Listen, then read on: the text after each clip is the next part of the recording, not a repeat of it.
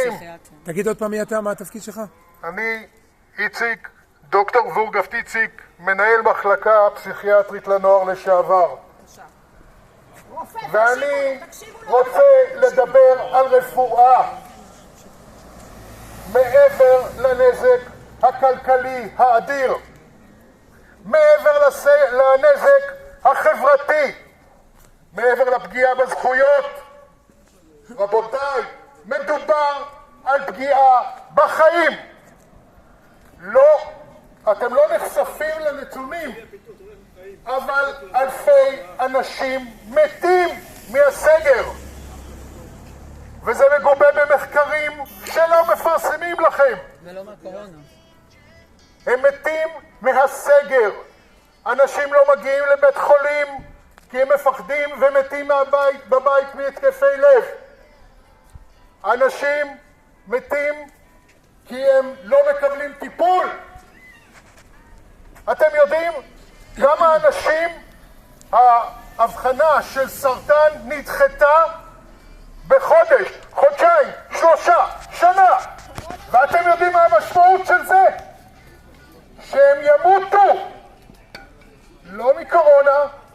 לא מקורונה, לא מזיהום, הם ימותו מסרטן, כי פשוט לא יבחנו אותם. אתם יודעים כמה אנשים התאבדו בגלל המצב הכלכלי?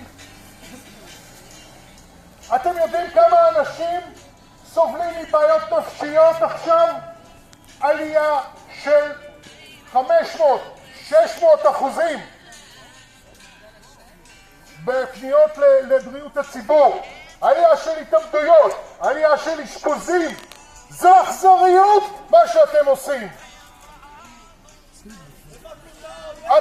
אתם חושבים שלהשאיר ילדים בבית זה פשוט לא נעים?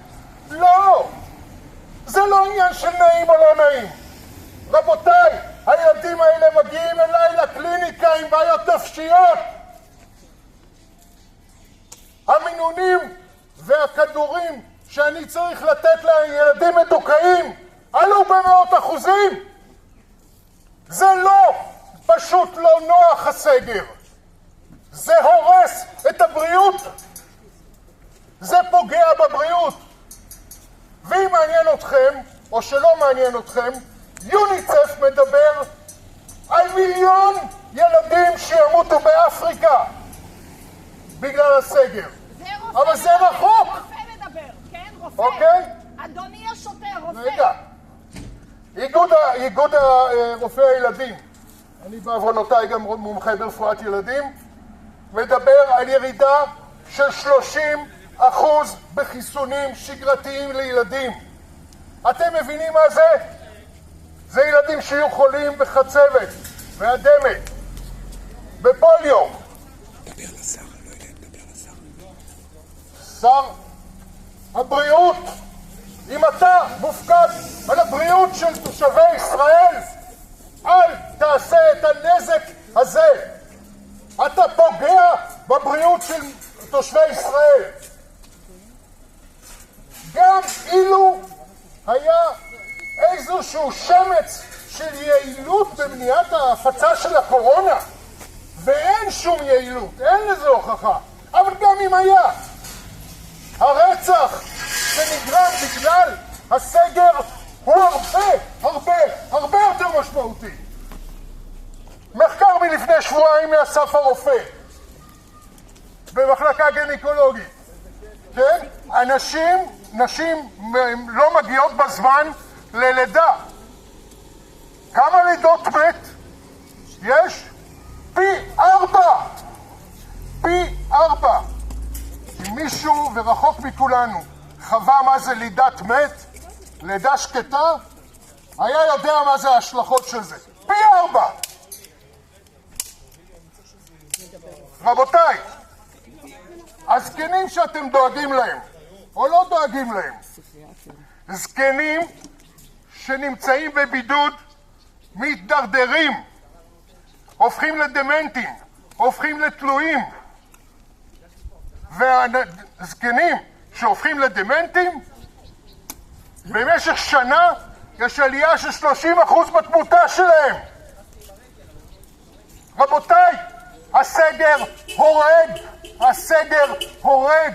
אני לא מדבר על מיליארדי שקלים, אני לא מדבר על לא נוח, אני לא מדבר על אבטלה, וזה הכל קשור, גם אבטלה הורגת. אני מדבר על בריאות, שר הבריאות, הסגר הורג, אל תהרוג אותנו. הדבר הראשון שרופא צריך ללמוד, הדבר הראשון שרופא צריך לדעת, קודם, אל תעשה נזק. אל תעשה נזק. והתרופה הזאת שקוראים לה סגר וריחוק חברתי וכל הדברים האחרים שאין בהם שום תועלת, אבל גם אם היו תועלת מצוינת, תופעות הלוואי שלה הם מוות, מחלה, מחלות נפש, התאבדויות, מוות של ילדים, אובדן עצמאות של זקנים. רבותיי, זה נזק, זה הרג, זה פשע. לא משתמשים בתרופה אם היא גורמת למוות, גם אם היא פותרת את המחלה. אתה לא נכנס לטיפול אם אתה יודע שאתה תטפל בבן אדם והוא יכול למות. רבותיי, שר הבריאות, אם אכפת לך על הבריאות של הציבור, בשביל הבריאות, בשביל הבריאות, תפסיקו את אמצעי הסגר.